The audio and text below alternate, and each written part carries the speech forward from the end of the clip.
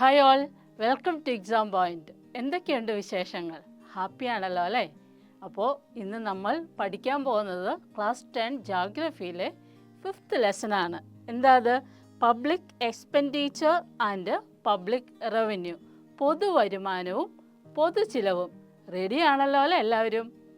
എന്താണ് അപ്പോൾ public expenditure എന്ന് പറയുന്നത്? പൊതു ചെലവിനെയാണ് അല്ലേ പബ്ലിക് എക്സ്പെൻഡിച്ചർ എന്ന് പറയുന്നത്. അതായത് ഗവൺമെൻറ്റിൻ്റെ ചെലവിനെയാണ് എന്ത് പറയുക?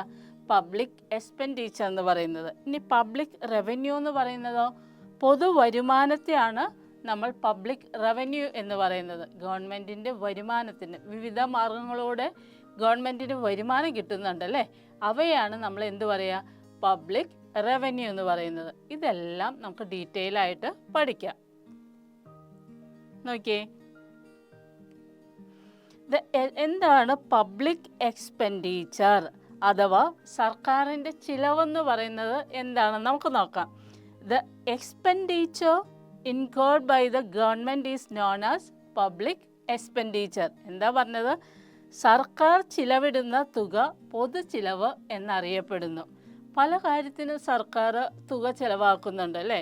എഡ്യൂക്കേഷന്, ഹോസ്പിറ്റല്, അതുപോലെ റോഡ് പണിയുന്നതിന്, അങ്ങനെ വിവിധ തരത്തിൽ ഗവൺമെൻറ് പൈസ ചിലവാക്കുന്നുണ്ട്. അതിനെയാണ് നമ്മൾ എന്ത് പറയുക?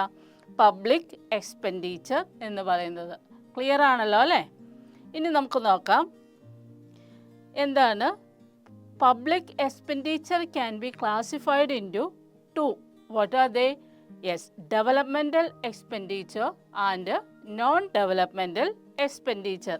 പബ്ലിക് എക്സ്പെൻഡിച്ചറിനെ എത്രയായിട്ട് തരംതിരിച്ചിട്ടുണ്ട്? 2 ആയിട്ട് തരംതിരിച്ചിട്ടുണ്ട്.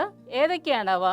പൊതു ചെലവുകളെ 2 ആയിട്ട് തരംതിരിച്ചിട്ടുണ്ട്. വികസനേതര ചിലവുകളും വികസന ചെലവുകളും. ഡെവലപ്മെൻറ്റൽ എക്സ്പെൻഡിച്ചർ എന്ന് പറഞ്ഞാൽ എന്താ?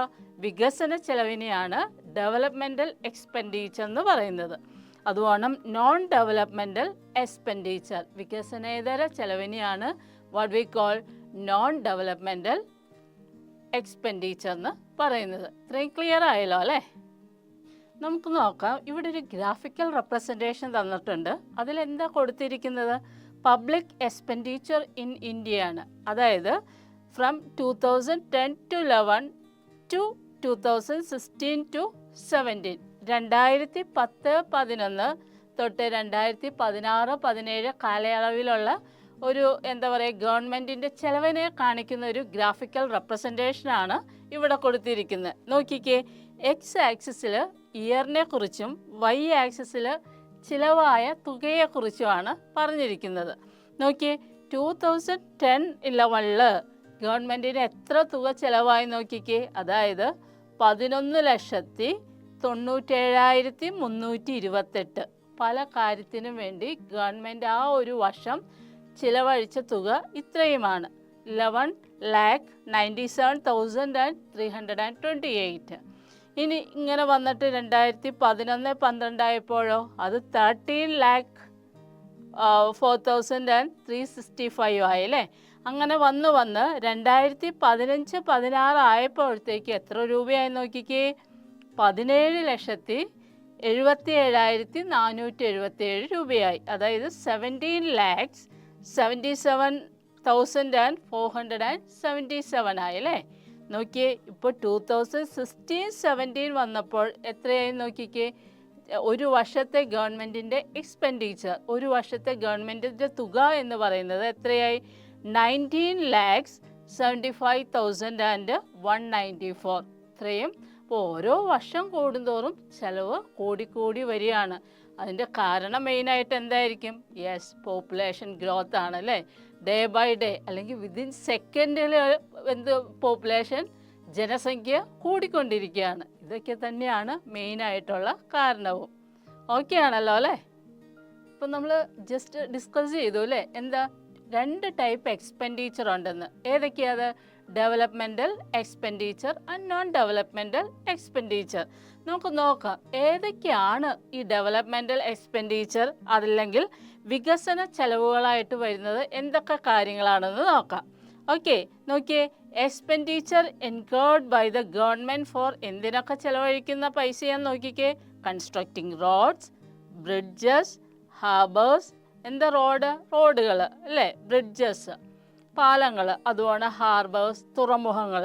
Starting up new enterprises, setting up an educational institution etcetera are considered as what developmental expenditure. ഇപ്പോൾ എഡ്യൂക്കേഷണൽ പർപ്പസിന് വേണ്ടി, റോഡുകൾക്ക് വേണ്ടി പല പല പുതിയ ബിൽഡിങ്സ്, ഇതൊക്കെ ഡെവലപ്മെൻ്റാണ്, നമ്മുടെ രാജ്യത്തിന് വികസനം കൊണ്ടുവരുന്ന കാര്യങ്ങളാണ് അല്ലേ. റോഡ് പണിയുക, പാലം പണിയുക, തുറമുഖങ്ങൾ പണിയുക, ഇവയൊക്കെ നമുക്കറിയാം.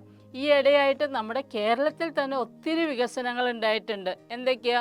ഒത്തിരി റോഡുകൾ പുതുതായിട്ട് കൺസ്ട്രക്റ്റ് ചെയ്തു, അതുകൊണ്ട് metro system, water metro system, അതുകൊണ്ട് ട്രെയിനുകൾ, ഇപ്പോൾ പുതിയ ട്രെയിൻ വന്നിട്ടുണ്ടല്ലേ, വന്ദേ ഭാരത്. ഇങ്ങനെ ഇതെല്ലാം നമ്മുടെ രാജ്യത്തിന് എന്താണ്? വികസനമാണ്, ഡെവലപ്മെൻ്റാണ്. അപ്പോൾ ഇതിനൊക്കെ ഗവൺമെൻറ് ചെലവഴിക്കുന്ന തുകയാണ് നമ്മൾ എന്ത് പറയുക? ഡെവലപ്മെൻ്റൽ എക്സ്പെൻഡിച്ചർ എന്ന് പറയുന്നത്. അതായത് നോക്കിയേ, റോഡുകൾ, പാലങ്ങൾ, തുറമുഖങ്ങൾ എന്നിവയുടെ നിർമ്മാണം, പുതിയ സംരംഭങ്ങൾ തുടങ്ങാനായിട്ട്, പുതിയ പുതിയ സ്റ്റാർട്ടപ്പ് പദ്ധതികളൊക്കെ തുടങ്ങാനായിട്ട്, അതുപോലെ വിദ്യാഭ്യാസ സ്ഥാപനങ്ങൾ തുടങ്ങിയവയ്ക്ക് സർക്കാർ ചിലവിടുന്ന തുകയാണ് എന്ത് പറയുക? വികസന ചിലവുകളായിട്ട് കണക്കാക്കുന്നത്. ഇവിടെ നോക്കിക്കേ, നമുക്ക് കാണാം വാട്ടർ മെട്രോ, പിന്നെയോ റോഡുകൾ അല്ലേ. അതുപോലെ വിഴിഞ്ഞം, നമുക്ക് അടുത്തിടെ വന്ന് നമ്മുടെ ഒരു ഇൻ്റർനാഷണൽ സീപോർട്ടാണ് ഏത്? വിഴിഞ്ഞം പോർട്ട്. ഇതെല്ലാം നമ്മുടെ രാജ്യത്തിന് വികസനം കൊണ്ടുവരുന്നതാണ്. അതുപോലെ നോക്കിക്കേ, റീസെൻ്റ്ലി വന്നതാണ് വന്ദേ ഭാരത് ട്രെയിന് അല്ലേ.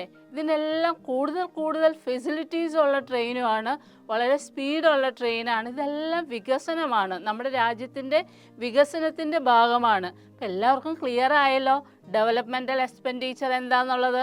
ഓക്കെ ആണല്ലോ അല്ലേ. ഇനി അടുത്തതായിട്ട് നമുക്ക് നോൺ ഡെവലപ്മെൻ്റൽ എക്സ്പെൻഡിച്ചർ അഥവാ വികസനേതര ചിലവുകൾ എന്താണെന്ന് നോക്കാം. ഓക്കെ, എന്തിനൊക്കെ വേണ്ടി ചിലവഴിക്കുന്നതാണ് വികസനേതര ചിലവുകൾ എന്ന് നോക്കാം. The expenditure incurred for war, interest, pension etcetera are considered to be as what? Non developmental expenditure. അതായത് ഗവൺമെൻറ് പെൻഷൻ കൊടുക്കുന്നുണ്ട്, അതുകൊണ്ട് യുദ്ധം വന്നിട്ടുണ്ടെങ്കിൽ, ഇപ്പം നമുക്കറിയാം ഇസ്രായേൽ പാലസ്തീൻ യുദ്ധം നടക്കുകയാണ്. ഇതൊക്കെ അവിടുത്തെ ഗവൺമെൻറ്റിനാണെങ്കിലും എന്തെങ്കിലും വരുമാനം കിട്ടുന്നുണ്ടോ? ഇല്ല അല്ലേ.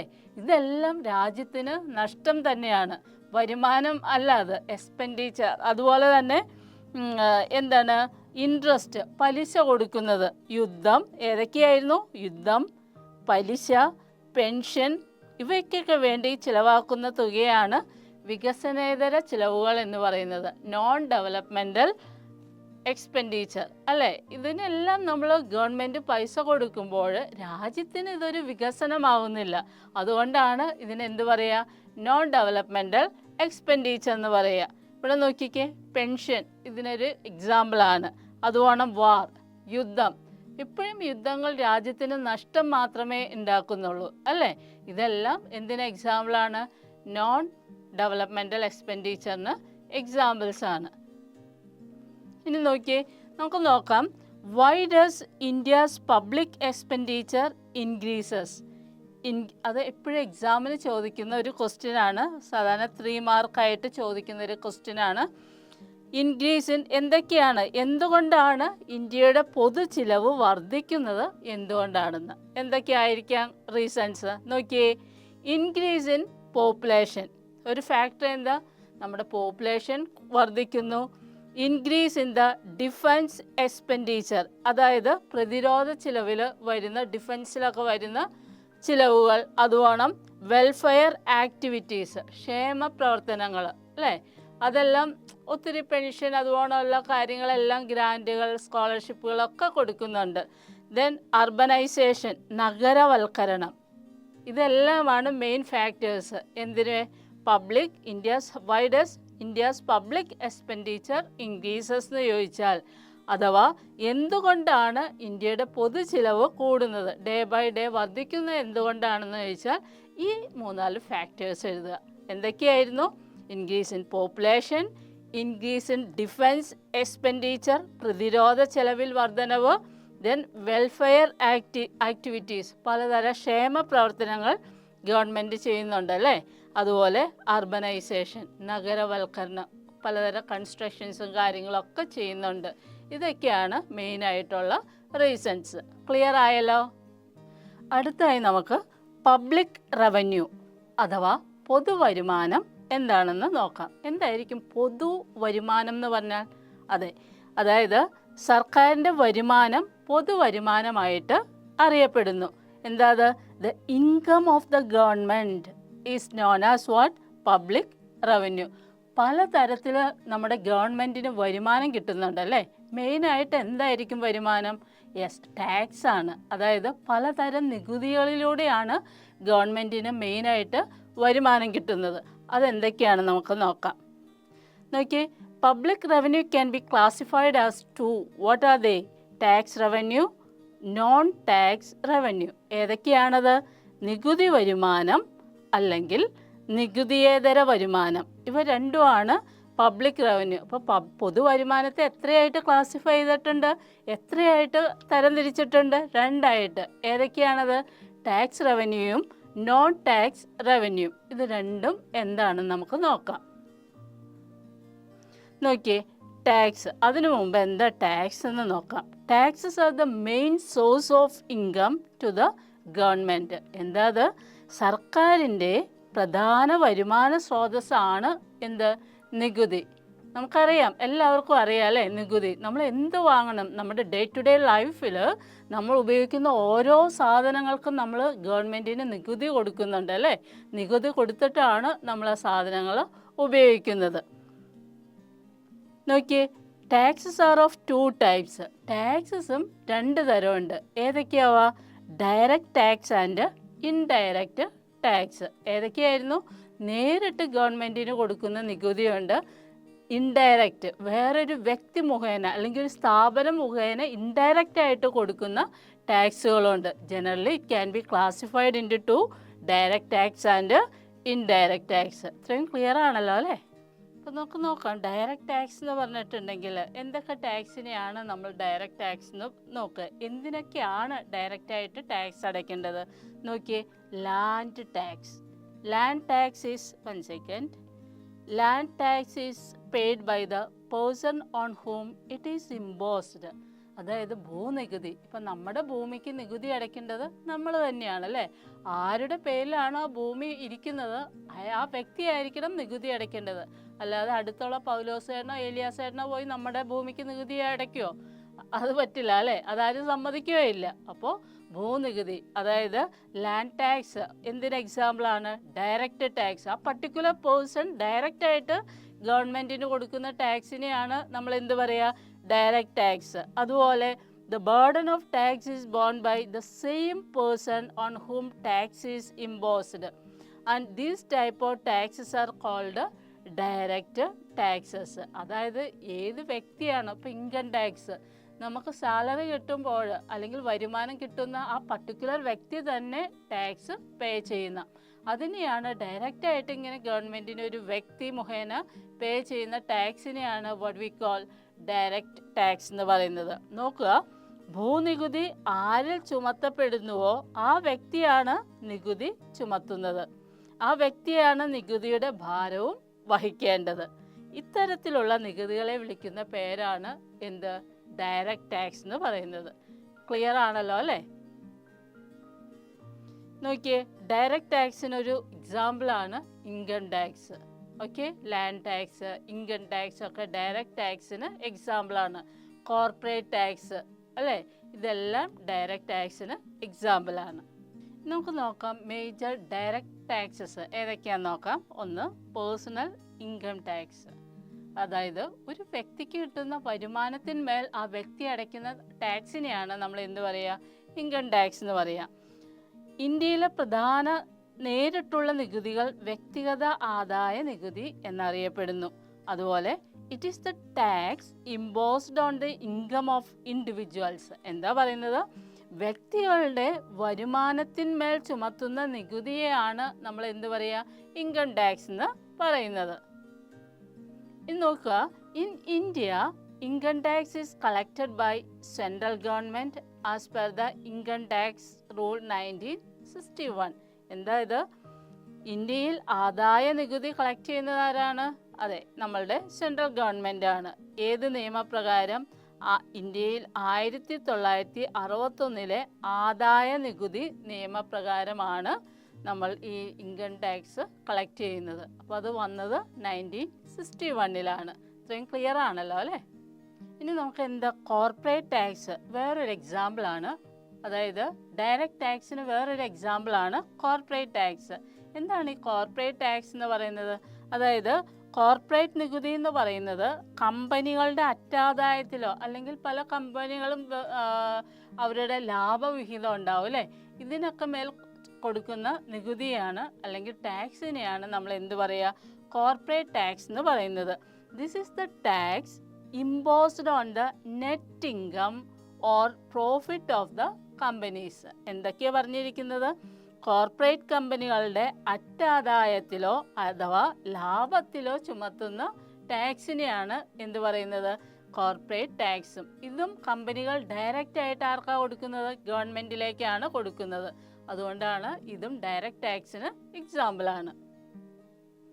ഇനി നമുക്ക് ഇൻഡയറക്റ്റ് ടാക്സ് എന്താണെന്ന് നോക്കാം. അപ്പോൾ ഇൻഡയറക്റ്റ് ടാക്സ് എന്ന് പറഞ്ഞാൽ ഡയറക്റ്റ് ഒരു വ്യക്തി പേ ചെയ്യായിരിക്കില്ല, അല്ലെങ്കിൽ ഡയറക്റ്റ് ഒരു കമ്പനി പേ ചെയ്യുന്ന ടാക്സിനെ അല്ല ഇൻഡയറക്റ്റ് ടാക്സ് എന്ന് പറയുന്നത്. അപ്പോൾ എന്താണെന്ന് നോക്കാം നമുക്ക്. ഇൻഡയറക്റ്റ് ടാക്സ് എന്താണെന്ന് നോക്കാം. An important feature of indirect tax is that the tax burden can be shifted from the person on whom it is imposed to another person. എന്താ പറഞ്ഞിരിക്കുന്നത്? പരോക്ഷ നികുതിയുടെ ഒരു പ്രധാന സവിശേഷത എന്താ? നികുതി ഭാരം ചുമത്തപ്പെടുന്ന വ്യക്തിയിൽ നിന്ന് മറ്റൊരാളിലേക്ക് ആ നികുതി മാറ്റാം. നമുക്കൊരു സിമ്പിൾ എക്സാമ്പിൾ നോക്കാം. ഒരു ടൂത്ത് പേസ്റ്റ് നമ്മൾ വാങ്ങുമ്പോൾ ആ ടൂത്ത് പേസ്റ്റിൻ്റെ ചാർജ്, അതായത് ഒരു ടാക്സ് കമ്പനി ഗവൺമെൻറ്റിന് കൊടുക്കും. ഇപ്പോൾ ഒരു ടൂത്ത് പേസ്റ്റിന് 18 രൂപയാണെങ്കിൽ ടാക്സ് 2 രൂപ ഗവൺമെൻറ്റിന് കൊടുത്തു. പക്ഷേ 2 രൂപയും കൂടി ചേർത്ത് 20 രൂപ കമ്പനി ആരോട് വാങ്ങും? നമ്മൾ കൺസ്യൂമറിൻ്റെ കയ്യിൽ നിന്ന് വാങ്ങും. അപ്പോൾ ഇവിടെ ഡയറക്റ്റ് ആയിട്ടാണോ? അല്ല അല്ലേ? അപ്പോൾ കൺസ്യൂമർ ഇവിടെ ടാക്സ് കൊടുക്കുന്നുണ്ട്. നമ്മൾ ഉപയോഗിക്കുന്ന മിക്ക സാധനങ്ങൾക്കും ഇതുപോലെയാണ്. കൺസ്യൂമറിൽ നിന്നൊരു ടാക്സ് കമ്പനി മുഖേന ഗവൺമെൻറ്റിലേക്ക് എത്തുന്നു. ഇതിനെയാണ് നമ്മൾ എന്ത് പറയുക? ഇൻഡയറക്റ്റ് ടാക്സ് എന്ന് പറയുക. അപ്പോൾ ഇവിടെ കമ്പനി ടാക്സ് പേ ചെയ്താലും കമ്പനി ആരിൽ നിന്ന് അത് ഈടാക്കുന്നുണ്ട്? ഓരോ കൺസ്യൂമേഴ്സിൽ നിന്നും അത് ഈടാക്കുന്നുണ്ട്. അത്തരം ടാക്സുകളെയാണ് നമ്മൾ പറയുന്നത് ഇൻഡയറക്റ്റ് ടാക്സ്. ഓക്കെ ആണല്ലോ അല്ലേ? ഇനി നമുക്ക് നോക്കാം ഇൻഡയറക്റ്റ് ടാക്സിൽ എന്തൊക്കെയാണ് പറയുന്നത് നോക്കാം. For example, in the case of sale tax, the tax burden initially fall on the trader, but the trader transfers the burden to the tax along with its price to the consumer. അപ്പോൾ ഇവിടെ എന്തൊക്കെയാണ് പറഞ്ഞിരിക്കുന്നതെന്ന് നോക്കിയേ. വിൽപ്പന, sale tax എന്ന് പറഞ്ഞിട്ടുണ്ടെങ്കിൽ എന്താ? വിൽപ്പന നികുതിയാണ് അല്ലേ? ഏതൊരു പ്രോഡക്റ്റ് നമ്മൾ വിൽക്കുമ്പോൾ ഉള്ള നികുതിയാണ് എന്ത് പറയുന്നത്? വിൽപ്പന നികുതി എന്ന് പറയുക. വിൽപ്പന നികുതിയുടെ കാര്യത്തിൽ നികുതി ഭാരം തുടക്കത്തിൽ ആര് കൊടുക്കണം? വ്യാപാരിയുടെ മേൽ പതിക്കുന്നു. പിന്നെ ഈ വ്യാപാരി അത് ആ ടാക്സ് ആരിലേക്ക് കൺവേർട്ട് ചെയ്യുന്നു? അതായത് ആരിൽ നിന്ന് ഈടാക്കുന്നു? കൺസ്യൂമറിൽ നിന്ന് ഈടാക്കുന്നു. എന്നാൽ വ്യാപാരി അതിൻ്റെ വിലയ്ക്കൊപ്പം നികുതിയുടെ ഭാരവും ഉപഭോക്താവിന് കൈമാറുന്നു. അത് ഇത്ര സിമ്പിളായിട്ട് ചിന്തിച്ചാൽ മതി. നമ്മൾ ഡേ ടു ഡേ ലൈഫിൽ ഒത്തിരി സാധനങ്ങൾ ഉപയോഗിക്കുന്നുണ്ട്. ഈ സാധനങ്ങളുടെ എല്ലാം ടാക്സ് നമ്മൾ കമ്പനിയോ അല്ലെങ്കിൽ അതിൻ്റെ ഏജൻറ്റ്, മീഡിയേറ്ററായിട്ട് നിൽക്കുന്നവർ ടാക്സ് അടയ്ക്കുന്നുണ്ട്. ഫൈനലി ഈ ടാക്സ് എല്ലാം ഈടാക്കുന്നത് ആരിൽ നിന്നാണ്? അത് ഉപയോഗിക്കുന്ന ഓരോ കൺസ്യൂമറിൽ നിന്നാണ്. ഇതൊക്കെ ഈ സെയിൽ ടാക്സ് ഒക്കെ അപ്പോൾ എന്തിന് എക്സാമ്പിളാണ്? ഇൻഡയറക്റ്റ് ടാക്സിന് എക്സാമ്പിളാണ്. നോക്കിയേ, to simplify the indirect tax system and to introduce one tax across the country, goods and service tax. എന്താ അത്? ഗുഡ്സ് ആൻഡ് സർവീസ് ടാക്സ് എന്ന് പറഞ്ഞാൽ GST was introduced by the incorporating majority of existing indirect taxes. അതായത് പലതരം indirect taxes ഉണ്ട്. പല സംസ്ഥാനങ്ങളിലും ഒരു വസ്തുവിന് പല രീതിയിലാണ് ഇൻഡയറക്റ്റ് ടാക്സസ് ഈടാക്കുന്നത്. ഇതെല്ലാം മാറ്റി ഇന്ത്യയിൽ എന്ത് കൊണ്ടുവന്നു? GST കൊണ്ടുവന്നു. ഒരു ടാക്സ് സംവിധാനം, അതായത് ഒരു പ്രോഡക്റ്റിന്മേൽ ഒരു ടാക്സ്, അല്ലെങ്കിൽ എന്താണെങ്കിൽ പോലും ട്രേഡ് ചെയ്യുകയാണെങ്കിൽ പോലും എവിടെയാണെങ്കിലും ഈ ഇന്ത്യയിലെ ഏത് സംസ്ഥാനത്ത് നിന്നും നമ്മളൊരു പ്രോഡക്റ്റ് വാങ്ങിയാൽ അത് ടാക്സ് കോമൺ ആയിരിക്കും. അതിനുവേണ്ടിയാണ് ഈ പലതരം ഇൻഡയറക്റ്റ് ടാക്സസിനെ ഏകോപിപ്പിക്കാൻ വേണ്ടിയാണ് ഒരു വൺ ടാക്സ് സിസ്റ്റം കൊണ്ടുവന്നിരിക്കുന്നത്.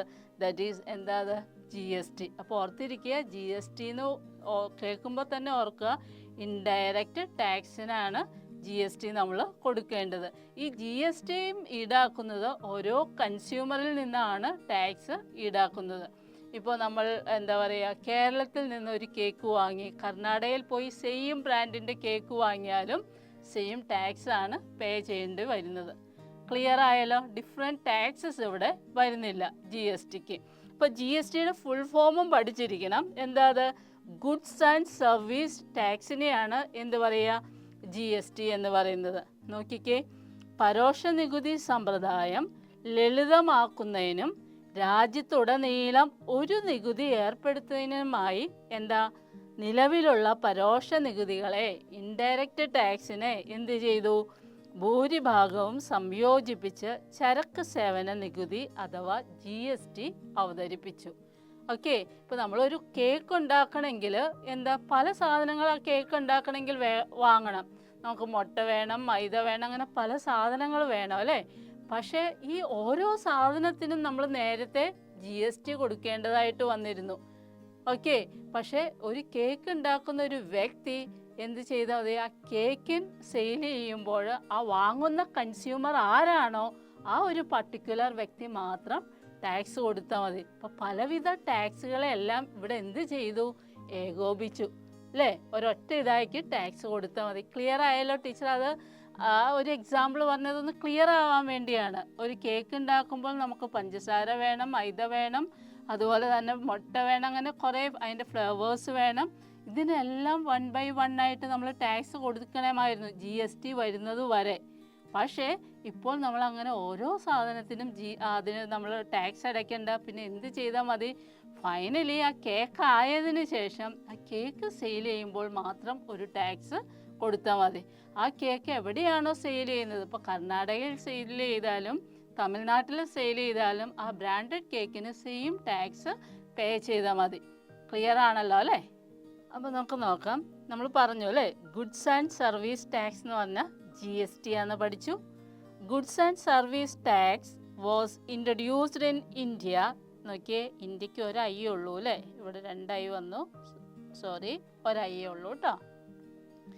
India on 1st July 2017. Year ഓർത്തിരിക്കണം കേട്ടോ. എന്നാൽ GST ഇൻട്രൊഡ്യൂസ് ചെയ്തത് ഇന്ത്യയിൽ 1st July 2017 merging different indirect taxes imposed by central and state government. ഇപ്പോൾ ഇവിടെ എന്താ ചെയ്തത്? സെൻട്രൽ ഗവൺമെൻറ്, സ്റ്റേറ്റ് ഗവൺമെൻറ്റിൻ്റെ പല ഇൻഡയറക്റ്റ് ടാക്സസും ഏകോപിച്ച് അതെല്ലാം ഒരൊറ്റ ടാക്സ് ആക്കി മാറ്റിയാണ് ഉണ്ടായത്.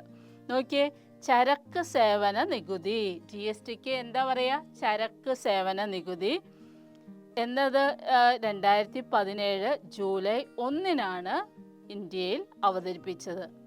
അതായത് ഇന്ത്യയിൽ വന്നത് കേന്ദ്ര സംസ്ഥാന സർക്കാരുകൾ ചുമത്തുന്ന വ്യത്യസ്ത പരോക്ഷ നികുതികൾ സംയോജിപ്പിച്ചാണ് GST ഏർപ്പെടുത്തിയത്. അതായത് സെൻട്രൽ ഗവൺമെൻറ്, നമുക്കറിയാം GST ഡിഫറെൻറ്റ് വേ ഉണ്ട്, അത് നമുക്ക് പഠിക്കാം. സ്റ്റേറ്റ് ഗവൺമെൻറ്റിൻ്റെ GST ഉണ്ട്, സെൻട്രൽ ഗവൺമെൻറ്റിൻ്റെ GST ഉണ്ട്, ഇൻ്റഗ്രേറ്റഡ് GST ഉണ്ട്. അതെല്ലാം നമുക്ക് ഡീറ്റെയിൽ ആയിട്ട് പഠിക്കാം. ക്ലിയർ ആണല്ലോ അല്ലേ? ഇത് നോക്കുക, tax imposed by the central government is known as central GST. അപ്പോൾ GST ക്ലാസിഫൈ ചെയ്തിട്ടുണ്ട്. CGST, സെൻട്രൽ GST ആണ് CGST എന്ന് പറയുന്നത്. അതായത് കേന്ദ്ര സർക്കാർ ചുമത്തുന്ന നികുതിയെ എന്ത് പറയും? സെൻട്രൽ GST എന്ന് പറയും അല്ലേ? അതുപോലെ tax imposed by the state government is known as state GST, SGST എന്ന് പറയും. SGST, സ്റ്റേറ്റ് ഗവൺമെൻറ്, അതായത് സ്റ്റേറ്റ് GST. എന്താ അത്? സംസ്ഥാന സർക്കാർ ചുമത്തുന്ന നികുതിയാണ് നമ്മൾ എന്ത് പറയുക? സ്റ്റേറ്റ് GST എന്ന് പറയുന്നത്. ക്ലിയർ ആണല്ലോ? അപ്പോൾ ഇവിടെ നമ്മൾ 2 GST പഠിച്ചു. ഏതൊക്കെയാണ്? സ്റ്റേറ്റ് ജി എസ് ടിയും SGSTയും CGSTയും സെൻട്രൽ ഗവൺമെൻറ്റിന് കൊടുക്കുന്ന നികുതിയാണ് CGST എന്ന് പറയുന്നത്. ഇനി നോക്കിക്കേ, the major taxes merged into GST. GSTയിൽ മെർജ് ചെയ്തിട്ടുള്ള ഉൾപ്പെടുത്തിയിട്ടുള്ള മെയിൻ ടാക്സസ് ഏതൊക്കെയാണെന്ന് നോക്കാം. സെൻട്രൽ എക്സൈസ് ഡ്യൂട്ടി, അതായത് കേന്ദ്ര എക്സൈസ് ഡ്യൂട്ടി. പിന്നെയോ സർവീസ് ടാക്സ്, സേവന നികുതി. സെൻട്രൽ സെയിൽസ് ടാക്സ്, പിന്നെയോ കേന്ദ്ര വിൽപ്പന നികുതി. Then state value added tax, എന്താ അത്? സംസ്ഥാന മൂല്യവർദ്ധിത നികുതി. പിന്നെയോ ലക്ഷറി ടാക്സ്, അതായത് ആഡംബര നികുതി. ആഡംബര വസ്തുക്കൾക്ക് അപ്ലൈ ചെയ്യുന്ന നികുതിയാണ് ലക്ഷറി ടാക്സ് എന്ന് പറയുക. പിന്നെയോ അഡ്വർടൈസ്മെൻറ്റ് ടാക്സ്, അതായത് പരസ്യങ്ങൾക്കൊക്കെ നികുതിയുണ്ട് അല്ലേ, പരസ്യ നികുതി. ദെൻ ഒക്ട്രോയ്, എന്താ അത്? പ്രവേശന നികുതി. നമുക്കറിയാം പല വിനോദസഞ്ചാര കേന്ദ്രത്തിലൊക്കെ ചെന്നാൽ നമുക്ക് അവിടെ ഒരു നികുതി, ഒരു ടാക്സ്, ഒരു പൈസ കൊടുത്തിട്ടേ അതിട്ട് എൻട്രൻസ് ഉള്ളൂ. അതുകൊണ്ട് എൻ്റർടൈൻമെൻറ്റ് ടാക്സ്, വിനോദ നികുതി. ഇതെല്ലാമാണ് GSTയിൽ ഉൾപ്പെടുത്തിയിട്ടുള്ള മെയിനായിട്ടുള്ള നികുതികൾ. ഓക്കെ ആണല്ലോ അല്ലേ? ഇനി ഒരു GSTയോടെ ഉണ്ട്, അതായത് IGST, ഇൻ്റഗ്രേറ്റഡ് GST ആണ് നമ്മൾ എന്ത് പറയുക? IGST എന്ന് പറയുക. അതെന്താ അത് IGST എന്ന് പറഞ്ഞിട്ടുണ്ടെങ്കിൽ? The GST on interstate trade is imposed and collected by the central government. അതായത് ട്രേഡുകൾ, ഇരു സംസ്ഥാനങ്ങൾ തമ്മിൽ ട്രേഡ് ചെയ്യുകയാണെങ്കിൽ, എക്സാമ്പിളായിട്ട് കർണാടകയിലും അതായത് കേരളത്തിലും വ്യാപാരം ചെയ്തിട്ട് ഏതെങ്കിലും വേറൊരു സംസ്ഥാനത്ത് കൊണ്ടുവന്ന് വിൽക്കുകയാണെങ്കിൽ, ഇപ്പോൾ കർണാടക അല്ലെങ്കിൽ തമിഴ്നാട് പോലെയുള്ള സംസ്ഥാനങ്ങളിൽ ആ പ്രോഡക്റ്റ് കൊണ്ട് വിൽക്കുകയാണെങ്കിൽ അങ്ങനെ ഏർപ്പെടുത്തുന്ന നികുതിയാണ് എന്ത് പറയുക? Inter trade GST or integrated GST. Inter trade അല്ല, ഇൻ്റഗ്രേറ്റഡ് GST എന്ന് പറയുന്നത്. അന്തർസംസ്ഥാന വ്യാപാരത്തിന് GST ചുമത്തുന്നതും ഇവിടെ ഈ GST എവിടെ അടയ്ക്കേണ്ടത്? സെൻട്രൽ ഗവൺമെൻറ്റിലാണ്, കേന്ദ്ര സർക്കാരാണ് ശേഖരിക്കുന്നതും. ഇതിനെ എന്ത് പറയും? ഇൻ്റഗ്രേറ്റഡ് GST എന്ന് പറയും. ക്ലിയർ ആയല്ലോ? അതായത് കർണാടകത്തിൽ ഒരു എന്തെങ്കിലും മാനുഫാക്ചർ ചെയ്തിട്ട് നമ്മളുടെ നിയർ ബൈ കേരളത്തിൽ കൊണ്ടുവന്ന് അത് സെയിൽ ചെയ്യാണ്, വിൽക്കുകയാണ്. അപ്പോൾ ഇവിടെയും അവിടെയും, അതായത് രണ്ട് സംസ്ഥാനത്തിലും ടാക്സ് ഏർപ്പെടും. അത് അവർ പിന്നീട് അത് വീതിച്ചെടുക്കുകയും ചെയ്യും. അതിനെയാണ് ഇൻ്റഗ്രേറ്റഡ് GST എന്ന് പറയുന്നത്. ഇതും പേ ചെയ്യുന്നത് എവിടെ തന്നെയാണ്? സെൻട്രൽ ഗവൺമെൻറ്റിനാണ്. ക്ലിയർ ആയല്ലോ അല്ലേ?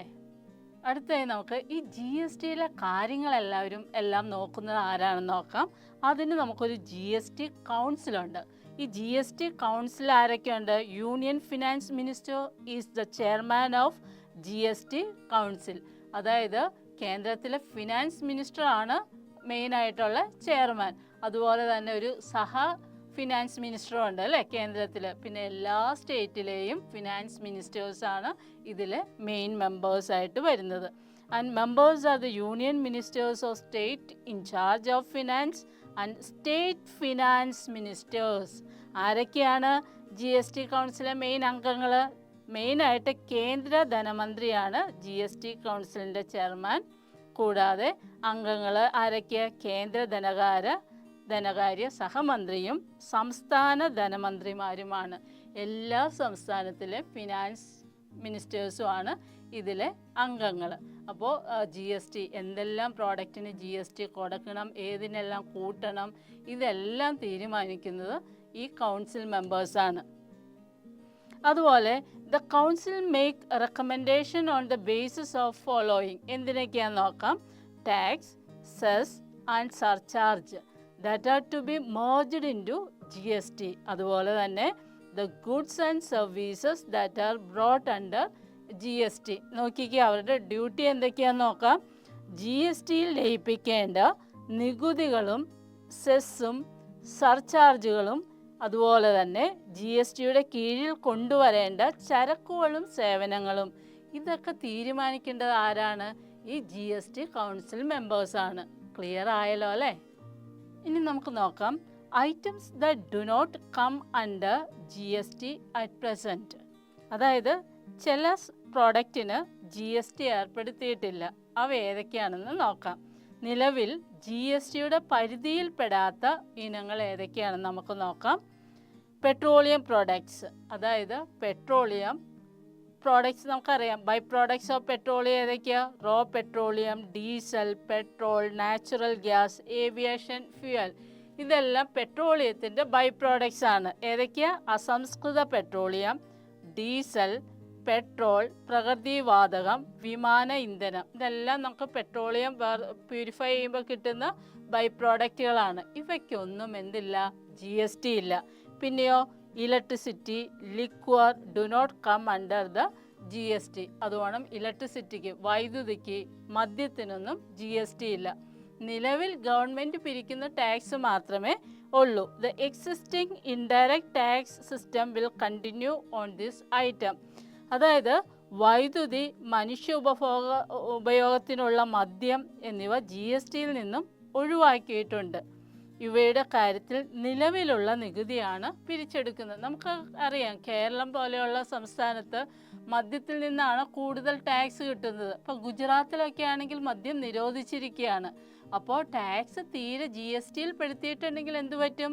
ടാക്സൊക്കെ തീരെ കുറച്ച്, അവർ പറയും ടാക്സ് കുറവ് മതി, കൂടുതൽ മതി എന്നൊക്കെ പറഞ്ഞാൽ ഒരു തീരെ കുറവ് മതി എന്ന് ഗുജറാത്തുകാർ പറഞ്ഞാൽ GST നമുക്കറിയാം അല്ലേ, എല്ലാ സംസ്ഥാനത്തിലും ഒരേ ടാക്സ് ആണ്. അപ്പോൾ കേരളത്തിലെ സംബന്ധിച്ചിടത്തോളം അങ്ങനെ ഒരു GST വന്നിട്ടുണ്ടെങ്കിൽ വരുമാനം കുറയും. അതുകൊണ്ടാണ് ഇവയെല്ലാം എക്സ്ക്ലൂഡ് ചെയ്തിരിക്കുന്നത്. ക്ലിയർ ആയല്ലോ അല്ലേ? ഇനി നമുക്ക് എന്താണ് സർചാർജ് ആൻഡ് സെസ് എന്താണെന്ന് നോക്കാം. Surcharge is an additional tax on tax amount. അതായത് നികുതി അടയ്ക്കുന്ന ഒരു വ്യക്തിയുടെ മേൽ വീണ്ടും ഒരു 1% കൂടുതൽ നികുതി അടയ്ക്കാൻ പറയുക. അതായത് ഗവൺമെൻറ്റൊക്കെ ഒരു ഡിഫിക്കൽട്ട് സിറ്റുവേഷനൊക്കെ, അതായത് ഫിനാൻഷ്യലായിട്ട് ഭയങ്കര ഡിഫിക്കൽട്ട് സിറ്റുവേഷനിലായിരിക്കുമ്പോഴാണ് ഇങ്ങനെയൊക്കെ ടാക്സ് ഏർപ്പെടുത്തുന്നത്. This is imposed for certain period of time. ഒരു കുറച്ച് പർട്ടിക്കുലർ ടൈമിൽ മാത്രമേ സർചാർജൊക്കെ അതായത് ജനങ്ങൾക്ക് മേൽ ഏൽപ്പിക്കാറുള്ളൂ. Usually surcharge is imposed as an given percentage on the income tax. അതായത് ഓരോ പർട്ടിക്കുലർ വ്യക്തിക്കും വരുന്ന ഇൻകത്തിനെ ബേസ് ചെയ്ത് 1%, 2% കൂടുതൽ അടയ്ക്കാനായിട്ട് പറയും. അത് പ്രത്യേകിച്ച് നമ്മളുടെ എക്കണോമിക്കൽ പ്രോബ്ലംസൊക്കെ ഉണ്ടാവുന്ന ഒരു ടൈമിലാണ് ഇങ്ങനൊരു സർചാർജ് കൊടുക്കാറുള്ളത്. അതായത് നികുതിക്ക് മേൽ ചുമത്തുന്ന അധിക നികുതിയെയാണ് സർചാർജ് എന്ന് പറയുന്നത്. ഇപ്പോൾ ഒരു വ്യക്തി ഇൻകം ടാക്സ് കൊടുത്തുകൊണ്ടിരിക്കുന്നത് ഇപ്പോൾ ഒരു 2000-3000 ആണെങ്കിൽ സർചാർജ് വരുമ്പോൾ ഒരു 3500 അടയ്ക്കാനായിട്ട് പറയും ഗവൺമെൻറ്. ത്രൂ ഔട്ട് ദ ഇയറോ വർഷങ്ങളോളോ അല്ല, ആ ഒരു പ്രശ്നം തീരുന്നത് വരെ അങ്ങനെ അടപ്പിക്കും. അതിനെയാണ് സർചാർജ് എന്ന് പറയുന്നത്. അല്ലെങ്കിൽ നികുതിക്ക് മേൽ ചുമത്തുന്ന നികുതിയാണ്. ഒരു നിശ്ചിത കാലത്തേക്കാണ് സർചാർജ് ചുമത്തുന്നത്. സാധാരണ വരുമാന നികുതിയുടെ നിശ്ചിത ശതമാനമാണ് സർചാർജ് ആയിട്ട് ഈടാക്കുന്നത്. അപ്പോൾ സർചാർജ് എന്താണെന്ന് ക്ലിയർ ആയല്ലോ അല്ലേ? ഇനി നമുക്ക് സെസ് എന്താണെന്ന് നോക്കാം. Cess is an additional tax for meeting some special purpose of the government. സർക്കാർ ചില പ്രത്യേക ആവശ്യങ്ങൾക്കായി ചുമത്തുന്ന അധിക നികുതിയാണ് സെസ് എന്ന് പറയുന്നത്. നമ്മൾക്കറിയാം, നമ്മുടെ നാട്ടിൽ ഫ്ലഡ് വന്നപ്പോൾ സെസ് ഏർപ്പെടുത്തിയിരുന്നു. കാരണം അത്രമാത്രം ആളുകൾ സഹായിക്കേണ്ടതായിട്ട് ഗവൺമെൻറ്റിന് വന്നിരുന്നു. അപ്പോൾ ഏർപ്പെടുത്തിയ ഒരു പ്രത്യേക ആവശ്യത്തിന് വേണ്ടിയാണ്. അതുകൊണ്ട് നിപ്പ, ഓക്കി പോലെയുള്ള പ്രശ്നങ്ങളൊക്കെ വരുമ്പോൾ, ഇങ്ങനെ നാച്ചുറൽ കലാമിറ്റീസ് പോലെയുള്ള സംഭവങ്ങളൊക്കെ ഉണ്ടാകുമ്പോൾ ഗവൺമെൻറ് എന്ത് ചെയ്യും? സെസ് ഈടാക്കും. ക്ലിയർ ആയല്ലോ അല്ലേ? എന്താ സെസ് എന്ന് പറഞ്ഞാൽ? It is an additional tax തന്നെയാണ് for meeting some special purpose of government. അതായത് സർക്കാർ ചില പ്രത്യേക ആവശ്യങ്ങൾക്കായി ഒരു പർട്ടിക്കുലർ കാര്യത്തിന് വേണ്ടി ചുമത്തുന്ന അധിക നികുതിയാണ് സെസ് എന്ന് പറയുന്നത്. ഇനി നമുക്ക് നോക്കാം. The taxes imposed by central, state and local self-government are given below. നമുക്ക് നോക്കാം എന്തൊക്കെയാണ് സെൻട്രൽ ഗവൺമെൻറ്റിന്, സ്റ്റേറ്റ് ഗവൺമെൻറ്റിനൊക്കെ കൊടുക്കുന്നത് ടാക്സസ് എന്തൊക്കെയാണെന്ന് നോക്കാം. നോക്കിയേ, സെൻട്രൽ ഗവൺമെൻറ് കോർപ്പറേറ്റ് ടാക്സ് കൊടുക്കുന്നത് സെൻട്രൽ ഗവൺമെൻറ്റിലേക്കാണ്, കോർപ്പറേറ്റ് നികുതി അല്ലേ. അതുകൊണ്ട് പേഴ്സണൽ ഇൻകം ടാക്സ്, വ്യക്തിഗത ആദായ നികുതിയും എങ്ങോട്ടാണ് പോകുന്നത്? സെൻട്രൽ ഗവൺമെൻറ്റിനാണ്. അതുപോലെ സെൻട്രൽ ജി എസ് ടി, കേന്ദ്ര ജി എസ് ടി, അത് ഓൾറെഡി അണ്ടർസ്റ്റുഡ് ആണല്ലോ, സെൻട്രൽ ഗവൺമെൻറ്റിനാണ്. ഇൻ്റഗ്രേറ്റഡ് ജി എസ് ടി, സംയോജിത ജി എസ് ടിയും സെൻട്രൽ ഗവൺമെൻറ്റിലേക്കാണ് അടയ്ക്കുന്നത്. ഇനി നോക്കിക്കേ, സ്റ്റേറ്റ് ഗവൺമെൻറ്റിൽ വരുന്ന ജി എസ് ടി ടാക്സസ് ഏതൊക്കെയാണെന്ന് നോക്കാം. ലാൻഡ് ടാക്സ്, അതായത് ഭൂനികുതി സ്റ്റേറ്റ് ഗവൺമെൻറ്റിലേക്ക് അടയ്ക്കേണ്ടതാണ്. അതുപോലെ സ്റ്റാമ്പ് ഡ്യൂട്ടി, നമുക്കറിയാം നമ്മൾ ഭൂമി വാങ്ങുക, വിൽക്കുക, അതിനൊക്കെ നമ്മൾ കുറേ ഇത്രയും എമൗണ്ടിൻ്റെ ആ ഭൂമിയുടെ വില അനുസരിച്ച് ഇത്ര സ്റ്റാമ്പ് ഒട്ടിക്കണം എന്നൊക്കെ നമ്മൾക്ക് പറയാറുണ്ട് അല്ലേ. ഈ സ്റ്റാമ്പ് ഡ്യൂട്ടിയും പോകുന്നത് എങ്ങോട്ട് തന്നെയാണ്? സ്റ്റേറ്റ് ഗവൺമെൻറ്റിനാണ്. അതുപോലെ സ്റ്റേറ്റ് ജി എസ് ടി, അതും സ്റ്റേറ്റ് ഗവൺമെൻറ്റിന് തന്നെയാണ്. ഇനി നോക്കിയേ, ലോക്കൽ സെൽഫ് ഗവൺമെൻറ്റിലേക്ക് നമ്മൾ പേ ചെയ്യേണ്ടത് എന്തൊക്കെയാണ്? പ്രോപ്പർട്ടിയുടെ ടാക്സ് അല്ലേ, നമ്മൾ പഞ്ചായത്തിലൊക്കെ കൊണ്ടുവന്ന് അടയ്ക്കാറുണ്ട്, വസ്തുനികുതിയൊക്കെ. അതുപോലെ പ്രൊഫഷണൽ ടാക്സ്, തൊഴിൽ നികുതിയൊക്കെ അടയ്ക്കാറുണ്ട്. അതൊക്കെ എവിടെയായിരിക്കും? ലോക്കൽ സെൽഫ് ഗവൺമെൻറ്റിലായിരിക്കും, പഞ്ചായത്ത്, ബ്ലോക്ക് പോലെയുള്ളവയിലൊക്കെ ആയിരിക്കും നമ്മളവ അടയ്ക്കുന്നത്. ക്ലിയർ ആണല്ലോ അല്ലേ? അടുത്തായിട്ട് നമുക്ക് നോക്കിയാലോ, sources of non tax revenue. എന്താ അത്? നോൺ ടാക്സ് റവന്യൂ, ടാക്സ് മുഖേന അല്ലാണ്ടും ഗവൺമെൻറ്റിന് കുറച്ച് പൈസ കിട്ടുന്നുണ്ട്. നികുതിയിതര വരുമാന സ്രോതസ്സുകൾ ഏതൊക്കെയാണെന്ന് നമുക്ക് നോക്കാം. ഫീസ് മുഖേന എന്തൊക്കെ ഫീസാണെന്ന് നോക്കിക്കേ. Fees is the reward collected for the government services, license fees, registration fees, tuition fees etcetera are example. പലതരം ഫീസ് ഇനത്തിൽ ഗവൺമെൻറ്റിന് ക്യാഷ് വരുന്നുണ്ട് അല്ലേ. ഏതൊക്കെയാ? സർക്കാർ സേവനങ്ങൾക്കുള്ള പ്രതിഫലമായി അക്ഷയ പോലെയുള്ള സെൻറ്റേഴ്സ്, അതുപോലെ തന്നെ fees, license fees, registration fees, tuition fees. നമുക്കറിയാം ചില മെഡിക്കൽ കോളേജ്, ഗവൺമെൻറ് എഞ്ചിനീയറിംഗ് കോളേജിലൊക്കെ ഫീസ് ഈടാക്കുന്നുണ്ട്. അങ്ങനെ പലവിധ ഫീസുകളും ഗവൺമെൻറ്റിലേക്ക് കിട്ടുന്നുണ്ട്. അതുപോലെ ഫൈൻസ് ആൻഡ് പെനാൽറ്റീസ്. എന്താ fines and penalties? Fines and penalties are punishment for violating the laws. അതായത് നിയമം ലംഘിക്കുന്നതിന് നൽകുന്ന ശിക്ഷയാണ് ഫൈനുകളും പെനാൽറ്റിയും. നമുക്ക് കാണാമല്ലേ, പോലീസുകാർ ഇടയ്ക്ക് വണ്ടിക്ക് കൈനീട്ടി ഫൈനൊക്കെ അടിപ്പിക്കുന്നത്, ഹെൽമറ്റ് വെച്ചില്ലെങ്കിൽ, മദ്യം കഴിച്ചിട്ടുണ്ടെങ്കിലൊക്കെ ആളുകളുടെ അടുത്ത് നിന്ന് ഫൈൻ വാങ്ങുന്നതായിട്ട് കാണാം അല്ലേ. ഇതും ചെല്ലുന്നത് ഇങ്ങോട്ട് തന്നെയാണ്, ഗവൺമെൻറ്റിലേക്കാണ്. അടുത്തത് ഗ്രാൻറ്റ്സ്. എന്ത് ഗ്രാൻറ്റ് എന്ന് പറയുന്നത്? Grants are financial aid providing by one government or organization for meeting specific objective. For example, grants are provided by central and state government to local self government. അതായത് ഇതുപോലെ തന്നെ എന്തെങ്കിലും ക്ലൈമാറ്റിക് പ്രശ്നങ്ങളോ അങ്ങനെയൊക്കെ ഗവൺമെൻറ് വളരെ ബുദ്ധിമുട്ടുന്നൊരവസ്ഥയിൽ state ഗവൺമെൻറ്റിന് ആര് cash കൊടുക്കും? സെൻട്രൽ ഗവൺമെൻറ് കൊടുക്കാറുണ്ട് അല്ലേ. നോക്കിയേ, ഒരു പ്രത്യേക ലക്ഷ്യം നിറവേറ്റുന്നതിനായി സർക്കാരോ സ്ഥാപനങ്ങളോ നൽകുന്ന സാമ്പത്തിക സഹായത്തെയാണ് എന്ത് പറയുക?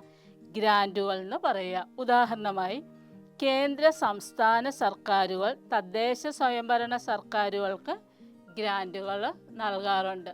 അപ്പോൾ ഗ്രാൻറ്റ് എന്ന് പറഞ്ഞിട്ടുണ്ടെങ്കിൽ എന്തെങ്കിലും ഒരു ക്രൂഷ്യൽ സിറ്റുവേഷൻ വരുമ്പോൾ അവിടെ ഇപ്പോൾ കേരളം നമ്മുടെ സംസ്ഥാനം എടുക്കുകയാണെങ്കിൽ അവിടെയുള്ള വേറെ പല സ്ഥാപനങ്ങളും ക്യാഷ് കൊടുത്ത് സഹായിക്കും, അല്ലെങ്കിൽ കേന്ദ്ര ഗവൺമെൻറ് സഹായിക്കും. ഇതിനൊക്കെയാണ് എന്ത് പറയുക? ഗ്രാൻറ്റ് എന്ന് പറയുന്നത്. ഇനി നോക്കിയേ, ഇൻട്രസ്റ്റ്. അടുത്തൊരു വരുമാന സ്രോതസ്സാണ് പലിശ അല്ലെങ്കിൽ interest. Government receive interest four loan given to various enterprises, agencies and countries. നോക്കിയേ, സർക്കാർ വിവിധ സംരംഭങ്ങൾക്കും ഏജൻസികൾക്കും നൽകുന്ന വായ്പകൾക്ക് പലിശ ലഭിക്കുന്നുണ്ട്. അങ്ങനെയും നല്ലൊരു എമൗണ്ട് ഗവൺമെൻറ്റിലേക്ക് വരുന്നുണ്ട്.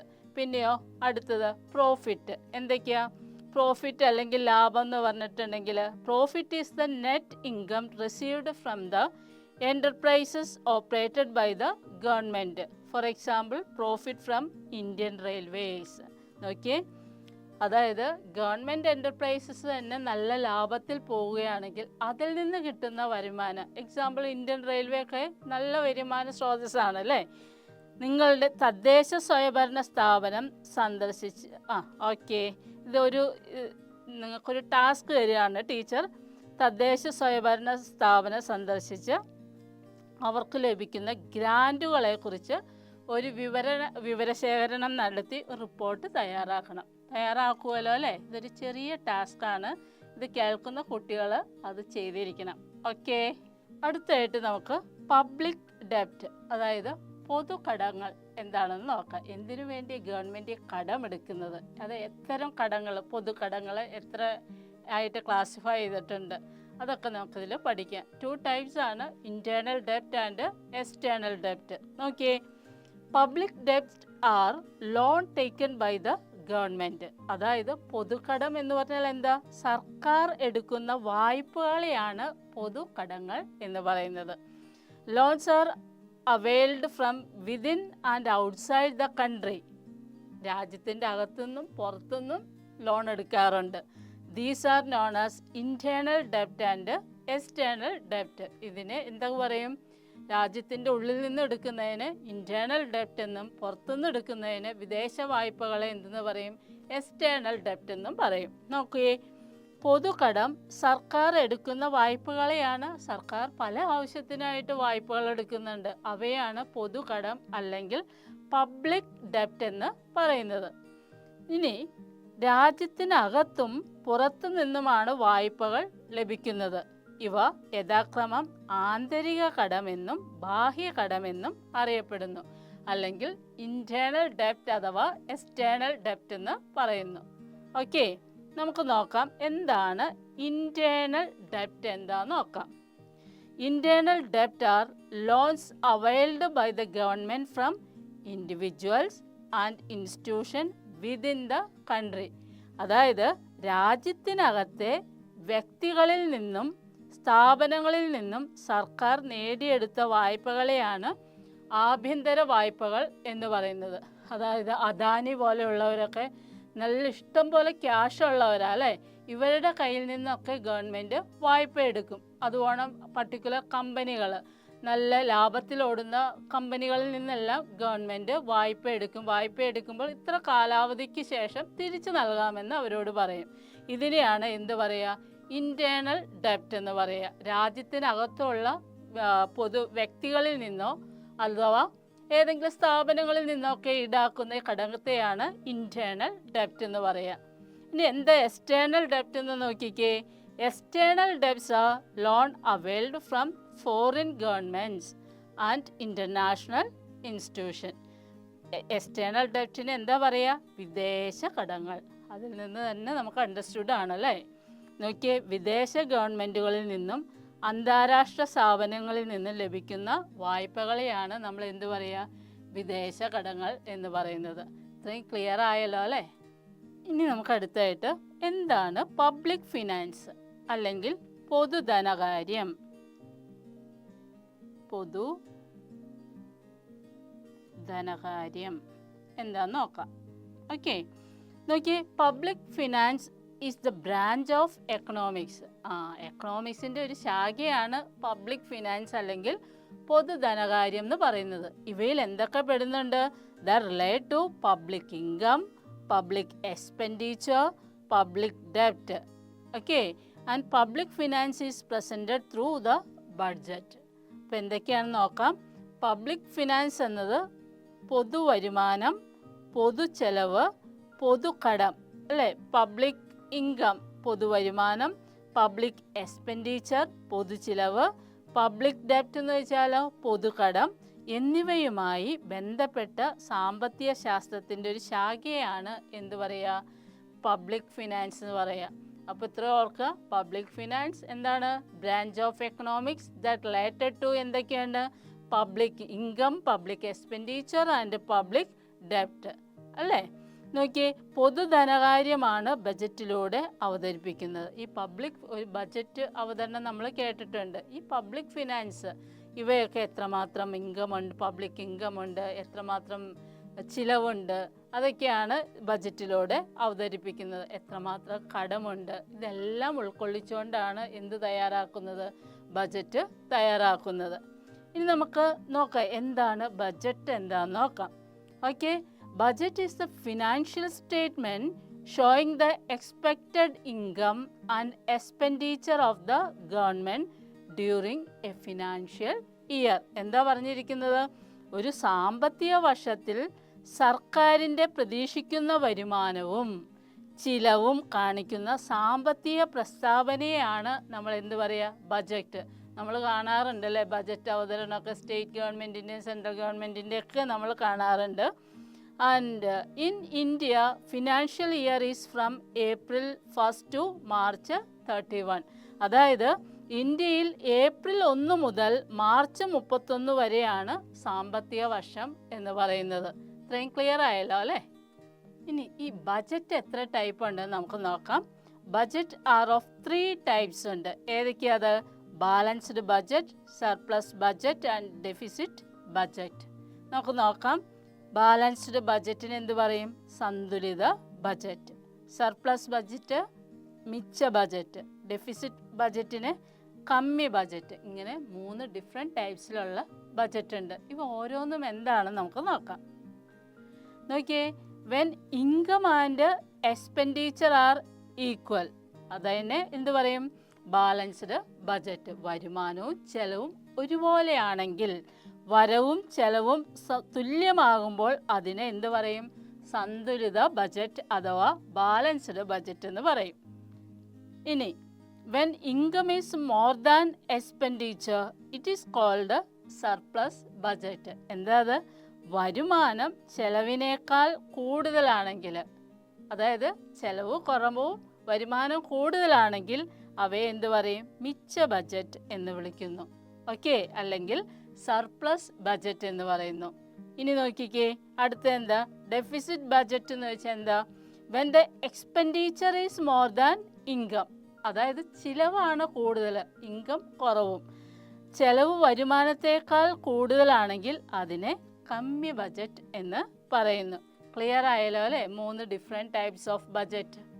അടുത്തായിട്ട് നമുക്ക് എന്താണ് ഫിസ്ക്കൽ പോളിസി അഥവാ ധനനയം.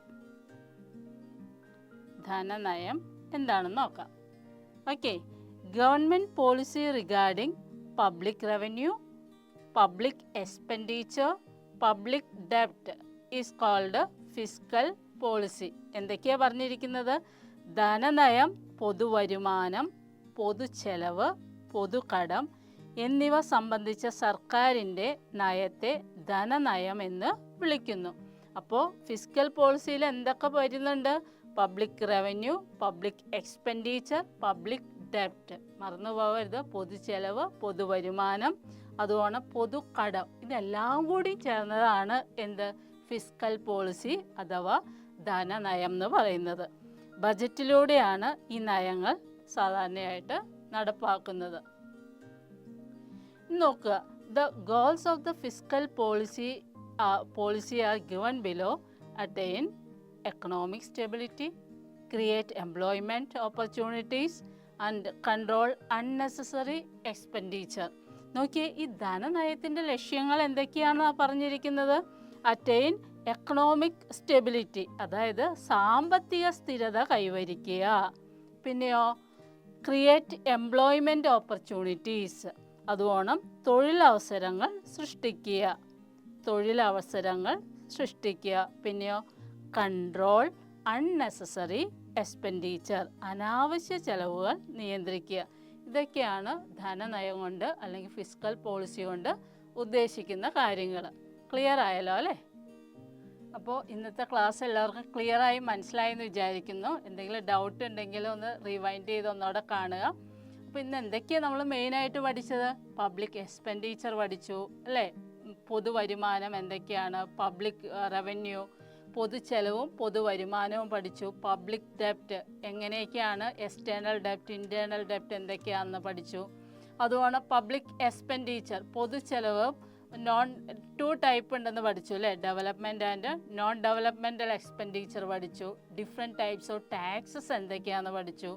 GST പഠിച്ചു. GSTയിൽ സ്റ്റേറ്റ് ഗവൺമെൻറ്റിൻ്റെ GST, സെൻട്രൽ ഗവൺമെൻറ്റിൻ്റെ GST, ഇൻ്റഗ്രേറ്റഡ് GST, ഇതെല്ലാം നമ്മൾ വിശദമായിട്ട് പഠിച്ചു. എല്ലാം ക്ലിയർ ആയെന്ന് വിചാരിക്കുന്നു.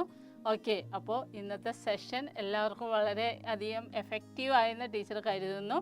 അപ്പോൾ ടീച്ചർ ഇന്നത്തെ ക്ലാസ് എല്ലാം റെഫർ ചെയ്തിരിക്കുന്നത് നമ്മളുടെ എക്സാം പോയിന്റിൽ നിന്നാണ്. നിങ്ങൾക്കറിയാവുന്നതുപോലെ എക്സാം പോയിന്റിൽ ഇമ്പോർട്ടൻ്റ് ആയിട്ടുള്ള എല്ലാവിധ നോട്ട്സും വളരെ സിമ്പിളായിട്ട് വളരെ വേഗത്തിൽ മനസ്സിലാവുന്ന രീതിയിൽ കൊടുത്തിട്ടുണ്ട്. അതുപോലെ ബോർഡ് എക്സാമിന് ആനുവൽ എക്സാമിന് വരുന്ന റിവൈസ്ഡ് ക്വസ്റ്റ്യൻ പേപ്പേഴ്സിൻ്റെ സോൾവ്ഡ് ആൻസേഴ്സും കൊടുത്തിട്ടുണ്ട്. ഓക്കെ, അപ്പോൾ ടീച്ചർ ഇന്നത്തെ സെഷൻ വൈൻഡപ്പ് ചെയ്യാണ്. Thank you for all.